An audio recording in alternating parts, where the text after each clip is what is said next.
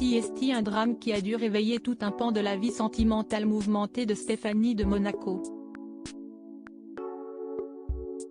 Son ancien compagnon Mario Jutard a été victime d'une mort violente à l'âge de 71 ans, il a été retrouvé sans vie dans sa villa de La Terrena en République dominicaine, indique France Dimanche. Un drame qui a commencé par un cambriolage dans sa demeure de luxe, mais la suite des événements fait état d'une agression particulièrement brutale, à laquelle il n'a pas survécu. En effet, Mario Jutard, connu comme une figure de la nuit, qui était sur les lieux lors du vol dans sa maison, aurait été bâillonné puis étranglé à mort. La police nationale dominicaine a ainsi affirmé que le décès a été provoqué par un traumatisme crânien et une compression manuelle du cou, autrement dit, une pendaison.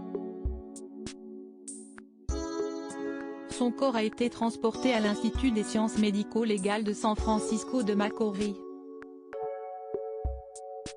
La durée indéfinie des examens décalera d'autant les obsèques sur lesquelles la famille n'a pas transmis d'infos, précise France Dimanche. Condamné pour une agression sexuelle sur une jeune femme de 19 ans, avait-il des ennemis prêts à en découdre à ce point lui, personnalité très connue des clubbeurs, s'interroge l'hebdomadaire. Une rencontre durant la folle période des années 1980. La jeune et fougueuse Stéphanie de Monaco avait croisé le chemin de Mario Jutard à l'époque où la fille de Grace Kelly et du prince régnait sur le succès de Comme un ouragan.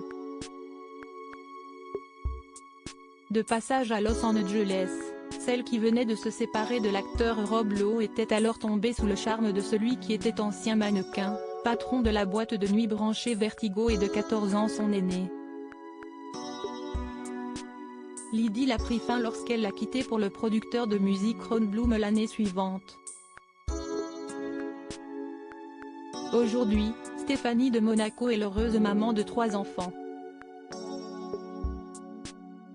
Louis, né le 26 novembre 1992, et Pauline, née le 4 mai 1994, sont nés de son mariage avec Daniel Ducruet. Puis viendra Camille, née le 15 juillet 1998 de sa relation avec son ancien garde du corps Jean-Raymond Gottlieb. Retrouvez l'intégralité de l'article dans le magazine France Dimanche du 4 novembre 2022.